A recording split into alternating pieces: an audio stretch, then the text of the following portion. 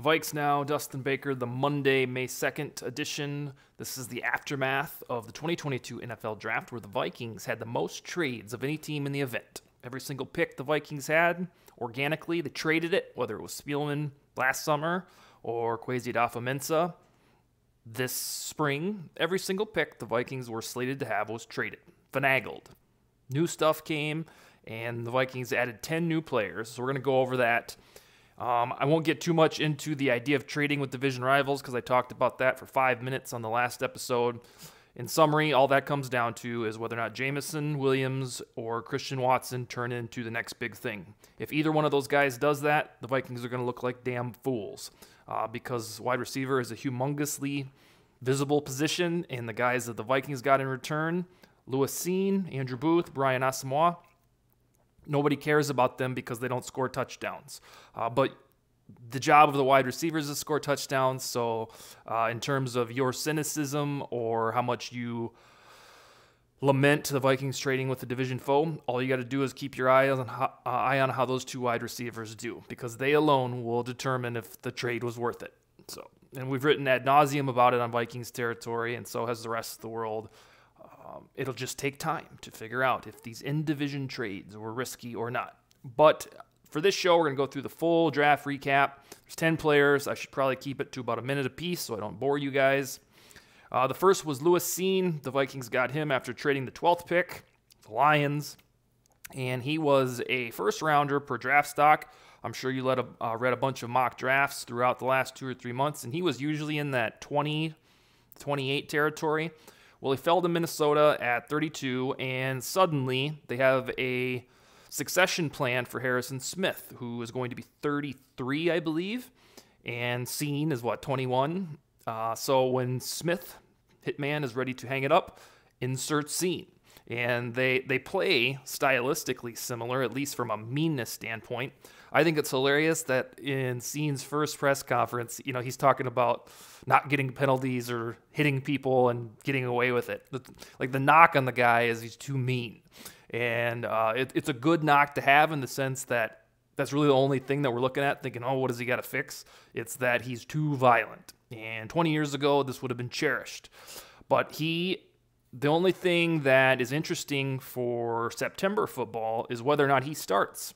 Because on this show, we've chatted about 2 or 3 times about Cameron Bynum. What the hell happens to him now? He's supposed to be good. He's not a first-rounder, but he sure played like it in, 2 games last year? When he was given the shot under the bright lights, he shined. So that'll be interesting to watch this summer, Cine or Bynum, as to who truly starts out of the gate. We know Cine better be the long-term starter at one of the spots, otherwise this draft class is a fat-ass F for a grade. But Cine is intriguing because he should start at free safety right away, unless Bynum is really, really that good, and then Cine would be depth for a couple weeks or a year. But he is an intriguing pick because the Vikings needed help at secondary. We thought it was going to be corner to begin with. But boom, they passed on Kyle Hamilton and went to Cine. So get ready for your Cine versus Hamilton comparisons for the next 5 years. We'll see who gets it right. Andrew Booth, that pick arguably is my favorite because he was another one the Vikings were linked to. He never really quite slid all the way up to 12, the Vikings' organic spot. But if they struck out on Sauce Gardner, Derek Stingley, which they did and didn't even have a choice to strike out, it was flat out, those dudes went in the top 5, then Booth was a natural pivot point, or Trent McDuffie, who we predicted on the show was going to be it. But they got Booth by trading back with the Packers, and he came out and said he's never been healthy since high school, which infers he'll be even better with a full slate of health, the Vikings. But when I heard that, I thought, well, what the hell? The guy doesn't ever play healthy. He's had off seasons in college. He's going to have an off season right now. He's magically going to be healthy. That was my reservation, is like, why can't he stay healthy in college? It's like, it's not games around the calendar year. He gets breaks. Is he healthy now? That's the cynicism I've told you guys about, that I share with you on the Minnesota sports stuff, is that we better not hear this summer that, oh yeah, he's on track to play. We want him to play right away, especially if he's bragging about not being healthy during college. But he's a wonderful pick in the sense, I don't know if he's going to start for Dantzler. I would assume it's Peterson, Dantzler, and Chandon Sullivan in the slot out of the gate. But just like Cine, Booth was a second rounder from this class, and he's got to be good. Otherwise, this class will be considered wonky or not worth it. After that, it was Ed Ingram. I'm not going to relitigate his past. If you want to Google him, you'll figure out why he's controversial. But on the football aspect, assuming the Vikings are telling the truth about doing the diligence that he was worth a second-round draft pick, this guy should start. I don't care how many other guys that they have. Oli Udoh, the penalty merchant, Chris Reed, who we thought was probably going to be the solution before Mr. Ingram came aboard, Jesse Davis, who was paid somewhat handsomely from the Dolphins to probably fix the thing, and then the mysterious unicorn Wyatt Davis, where nobody knows if he flat out is good or flat out horrible because he hardly played at all. I got a couple special team snaps last year. But now all of a sudden they've got a crowded house at right guard, which is really cool. Because in years past, when we struggled like sons of bitches at the spot with Dozier and Samia and Udoh's penalties, it was like they'd come in with two guys who we knew weren't going to fix it, but we had summer hope that maybe this will be the time it works. Now they've got 5 possibilities and one with a second-round resume attached to his name, Ingram. Whether you want to get on board with his controversy or not, he's going to get a chance to start for the Vikings. And this is the 5th straight draft that the Vikings have drafted an offensive lineman with second round or higher draft capital. So for the love of God, it has to be fixed at some point, and then we can reasonably blame Spielman and Zimmer as the culprits for not being able to figure the bitch out. Otherwise, there's a curse. There's an interior offensive line curse for the Vikings, but it comes down to whether or not Ingram, when he starts, or if he gets beat out by Chris Reed or something. But I will continue to say this, not every day, but probably every week. This is the best chance at solving the RG position since 2017, which is the last time it was any good, because there's 5 human beings to choose from. If September starts and Cousins is under siege through the guts of the line because the RG can't figure it the hell out, something is fundamentally messed up with the way that the purple team does anything at right guard. For all intents and purposes, it's probably Spielman didn't scout it very well, and Zimmer just didn't give a damn because it wasn't on defense. So I'm reasonably confident that the right guard spot will be finally figured out, and it'll probably be Ingram because that's pretty meaty draft capital for an interior offensive lineman. Next, Brian Ossimois. He came to the Vikings as fruit of the trade. He is a very freakishly athletic linebacker who's fast, who probably needs a lot of polish, and I can't quite figure out if he would start if something happened to Kendricks or Hicks. My knee-jerk reaction was yes, but then over the weekend I've studied a little bit more, and it seems like he could be raw. You don't know if he's ready. But in terms of how players progress, he's a third-rounder. He's really in that tender spot where the Vikings have to hit on Steen and Booth and Ingram. There's no excuses. There is accountability at first and second rounds. But after the third round and certainly below, it's kind of like, who cares? These guys maybe would have worked out. Third round is the pivot spot.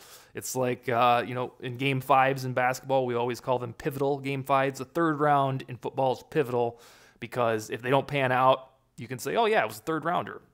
They don't always work out. But if he does pan out, you'd be like, well, yeah, he was a third rounder. He should have been a second rounder.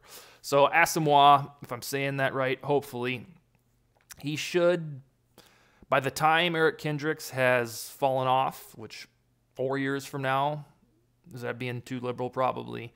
What is he, 30? So 3 to 5 years from now when he starts to tumble is when Ossimois will start to hit his prime.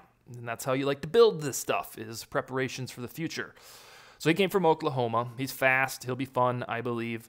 The next one is how Saturday kicked off. The Vikings traded with the Browns and then the Raiders, but they ended up getting a Caleb Evans from Missouri who, based on what I remember from 2020 and what I read this weekend and saw on film, it's like Cameron Dantzler. The knock on him is that he's small or thin and not crazy physical, not a tackling savant, but he's a disruptor in the secondary.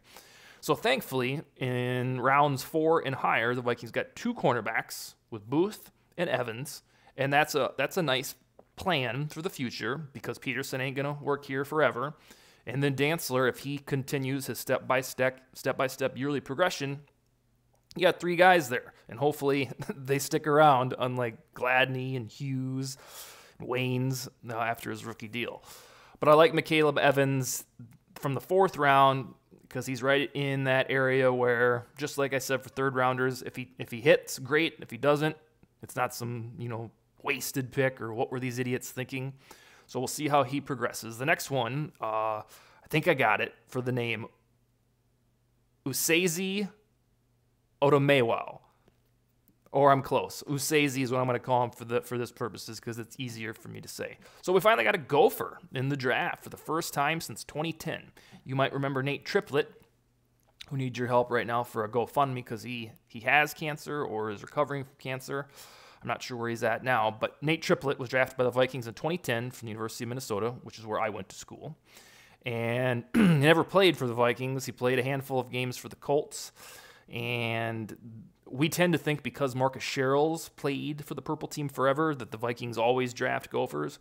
Well, foremost, Sherrills wasn't drafted. He was an undrafted guy. And Minnesota hasn't, up until Saturday, selected a Gopher since 2010. Now they're back on the train. And Usezi is a potential guy, like the rest of them are going to be that I announced on this show. He's huge. He's 6'6", 285.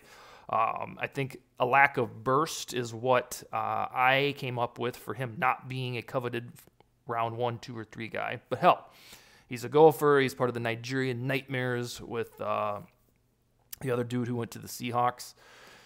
So we'll see how he fits in, and his 5th round stock is right on the cusp of maybe practice squad, maybe cut, maybe makes the 53-man roster. Next, on offense, they finally went and got a little playmaker in Ty Chandler, and Jordan Reed had him ranked as the 13th best running back in this draft class, which is, depending on how you spin it, like, oh, yeah, we got a top 13 guy, or it's like, oh, he ain't going to do much. But the cool part to remember about him is he's not some big bully Jerome Bettis-like running back. He's a pass catcher. And with this new, hopefully innovative offense, it'll be cool to perhaps use him because that would be a niche. They don't need any running backs on downs 1 through 3. They've got Dalvin Cook for most of that, and when he misses his 2 or 3 games a year like clockwork, Madison comes in, and this is Madison's final year. And then you have the big wild card in Nwangu. How will they actually use his crazy speed? But then there's Chandler posted up, and we know a couple of these running backs will get hurt because that's what running backs do. And Chandler is a pass catcher so that he can, on third downs, be in the game, be handed the ball and thrive, or catch it out of the backfield. And Chandler, if the Vikings will own his rights for 4 years, it's unlikely Alexander Madison plays for the team in 2023. This is probably his last year. So with the Chandler pick, if he looks competent this summer and thereafter, he can be the new Alexander Madison next year. That's what's significant about his pick. And it's always tricky to gauge these running backs because this isn't the 90s anymore. These guys are just found in later rounds because nobody cares about running backs, relatively speaking. It's been the wide receiver-ization of the NFL. Next dude is Rashad Hill 2.0. If you read my article on Vikings territory, I even used that similar phrasing. Verdarian Lowe from Illinois, he is an offensive tackle who is not good enough to start, and I think he was a 6th rounder, so unless he does something really cool and crazy in June, July, and August, he's going to be a backup tackle. And we don't have Rashad Hill on this team anymore, so bada bing. You've got Lowe. You could start the clock over. He's another huge guy, 6'5" or 6'6". I think that's really what he was drafted for, was he's a huge human. It doesn't sound like his technique, at least compared to some of these monsters of rock, like Charles Cross from the 1st round and all that. He ain't that good, and that's why he went in the 6th round. But he's a Big Ten dude. You probably know who he is based on that or his dealings against the Gophers. But he will be a backup tackle. And it's kind of neat they got him because they don't have any, unless you consider Blake Brandel and those types as reasonable LT2s or RT2s. Below, a large person, and he, if he makes the 53-man roster, will be a reservist offensive lineman, which the Vikings needed at tackle. They got all these guards, rest assured, but so you need some tackles too in case something happens to Darisaw, and God forbid, Brian O'Neill, everybody's favorite. Second to last, Jalen Naylor from a Spartan from Michigan State University. This is the one that Allegedly, according to a Vikings director of scouting, that Keenan McCardell, another guy everybody loves because he played professional football and now he coaches receivers for the Vikings, pounded the table for Jalen Naylor. You'll remember in the week leading up to the draft, Kwesi Adofo-Mensah told a speech about McCardell, essentially saying, we don't need a wide receiver in the first round. I wrote up a thing on Vikings territory explaining, all right, these are some tea leaves that it's probably not going to be Garrett Wilson or Jameson Williams or Drake London, because Kwesi is telling you that the wide receiver coach says, we good. We don't need any more wide receivers. I like what I got. Of course, this was taken and this was a smoke screen. They're trying to use misdirection. Nope. They just didn't want a wide receiver early on. They're content with what they have. Perhaps Thielen plays longer than they expect. But McCardell, just as he pounded the table for them allegedly not to draft a wide receiver in rounds 1 or 2, I guess he pounded the table for a later prospect. And it makes sense if that's the trade-off. He's like, I don't need one in round 1, but I'm going to pound my table for my dude here in round 6. And that's Jalen Naylor, who is 5'11" or 6 feet, depending on the website you look at.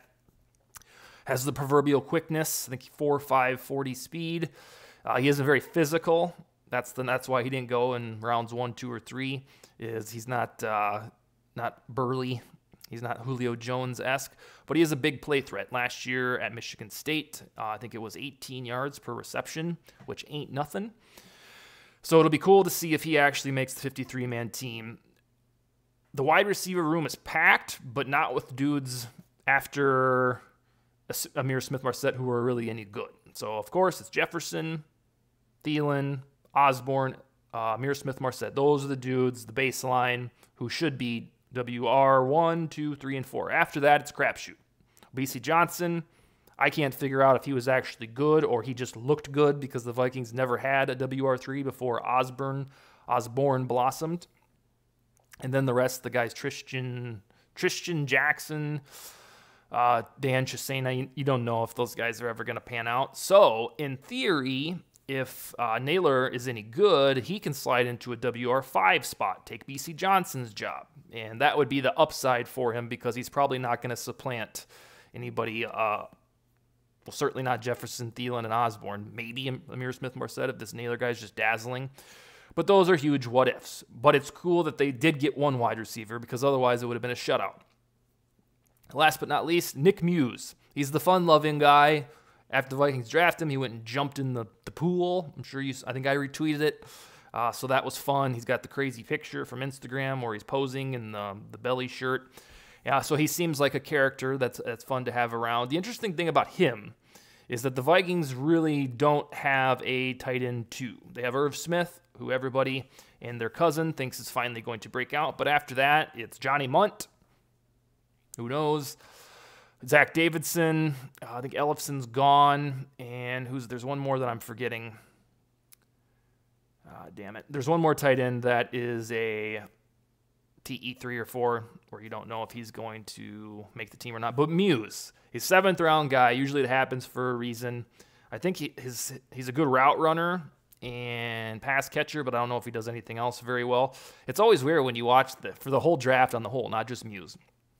When you see your team drafts one of these guys, or even when you're researching players in the draft lead up, you watch these highlights, and you're like, God, like Muse, God, he looks good. He's going to fit right in. He'll be a TE2.